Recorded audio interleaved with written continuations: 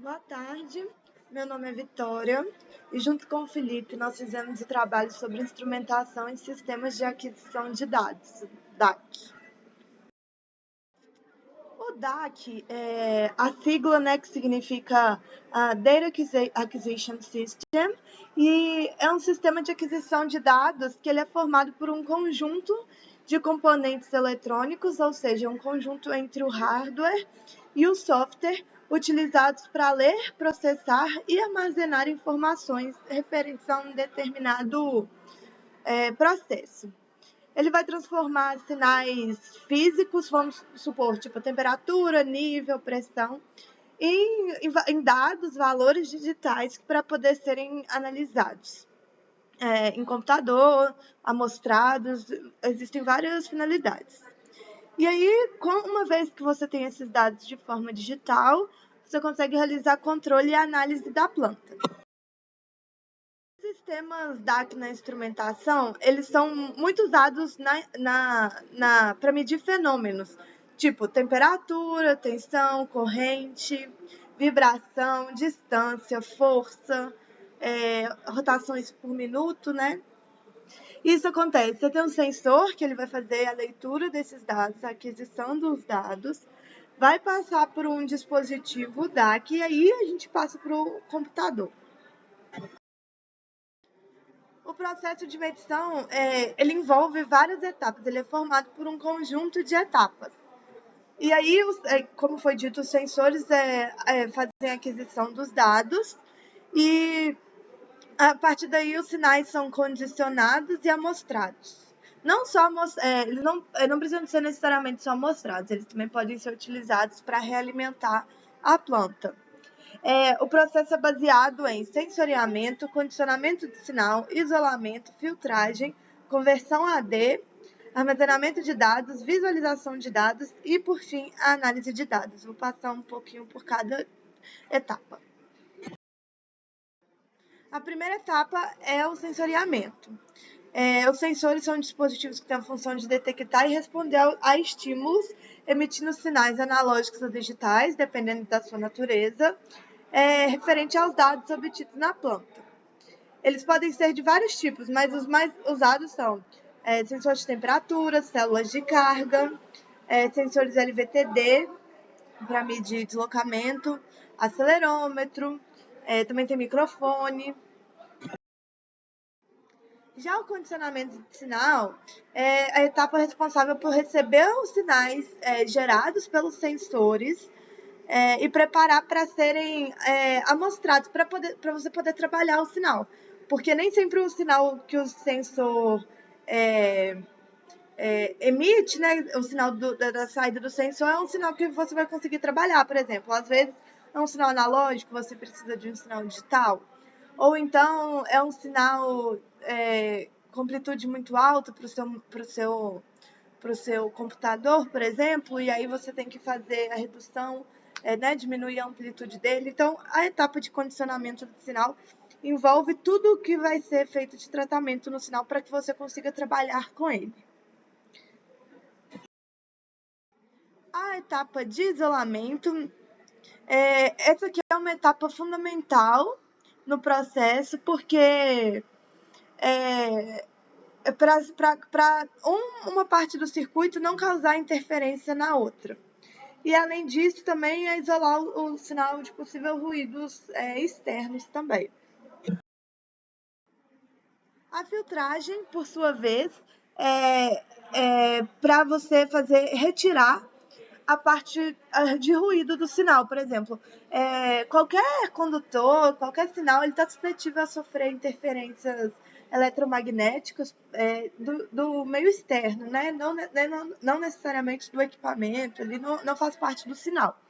Por isso, é muito importante que a etapa de filtragem ocorra corretamente, para eles fornecerem um sinal limpo, né, digamos assim, e confiável.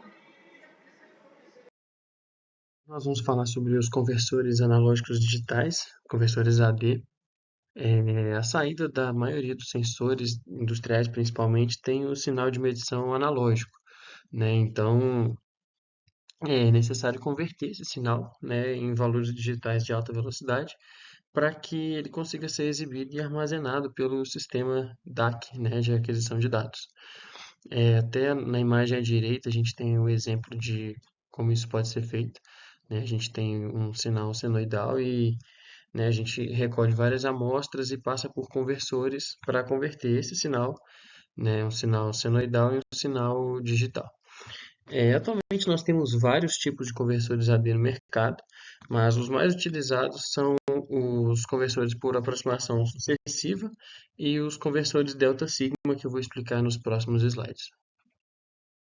Então, falando sobre os conversores de aproximação sucessiva, eles podem ser configurados através de um único receptor, né, que vai ser compartilhado por vários canais de entrada, né? Então, a gente recebe vários canais de entrada por dentro de um receptor, né? É um receptor multiplexador, então ele, nas suas configurações, cada canal de entrada vai ter seu próprio conversor para uma amostragem simultânea, né? Então, esse sistema ele cria uma tensão de referência analógica, né, igual à saída do código digital da amostra.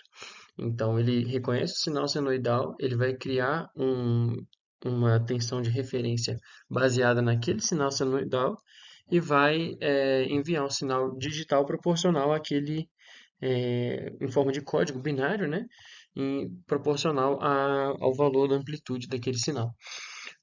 Esses sinais são enviados a um comparador, né, e ele vai enviar o resultado dessa comparação para o SAR, né? Esse processo continua por várias vezes, né? E enquanto tiverem, né, de acordo com o número de bits, esse processo vai ser repetido, até que o valor mais próximo do real seja encontrado.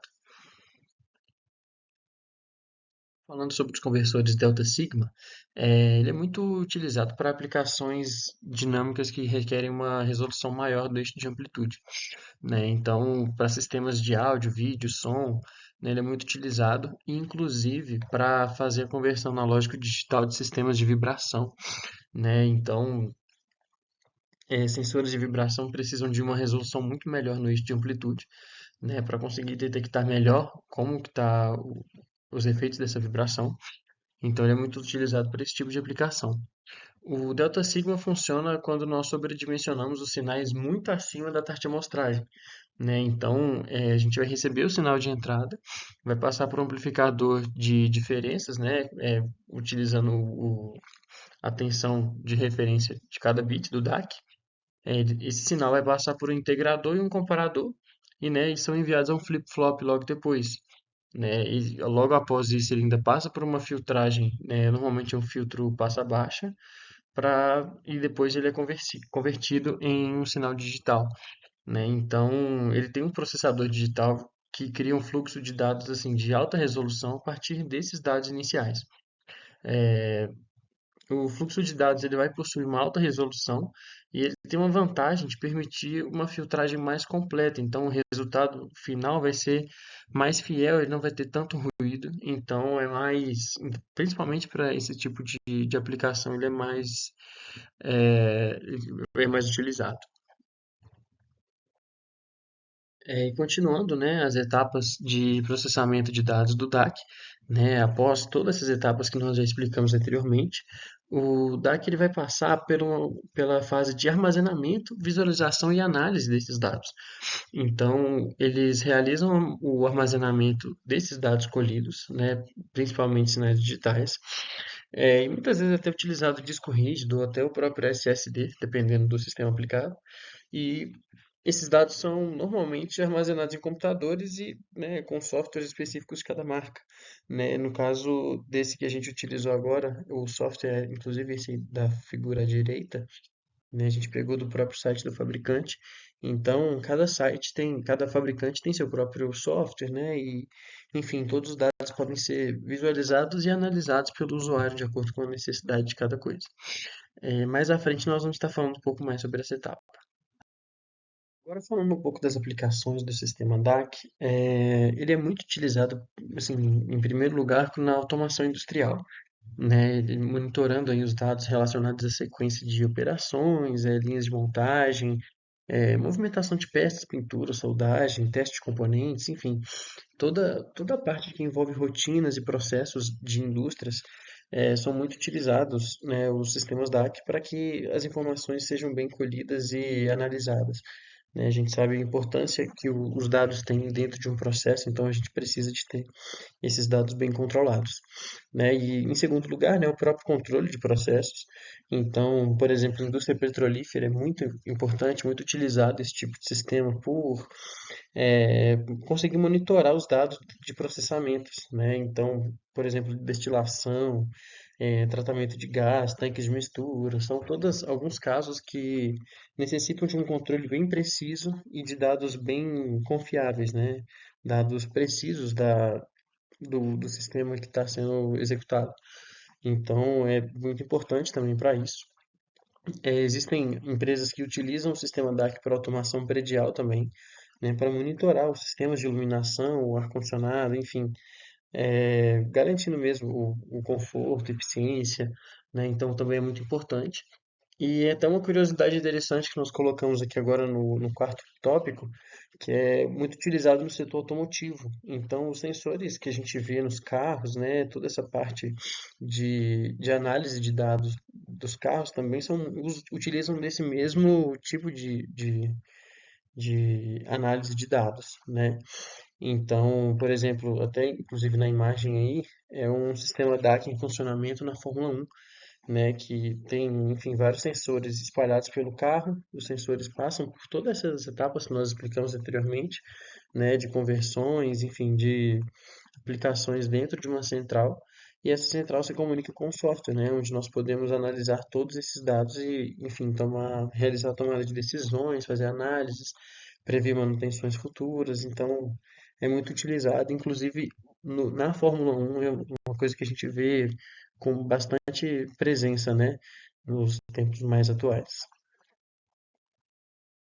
Através desse estudo, né, desse trabalho, nós podemos perceber que os sistemas DAC são fundamentais para converter os sinais físicos em dados digitais, né, para que a gente consiga permitir fazer essa análise de dados, o controle dos processos em tempo real e, né, com essa ampla aplicação que esse tipo de sistema nos proporciona, também é muito importante para garantir precisão e eficiência tanto da indústria quanto dos outros sistemas em que são aplicados, né, sendo essencial para automação, pesquisas e desenvolvimento tecnológico que a gente tem visto, né, cada vez mais crescente.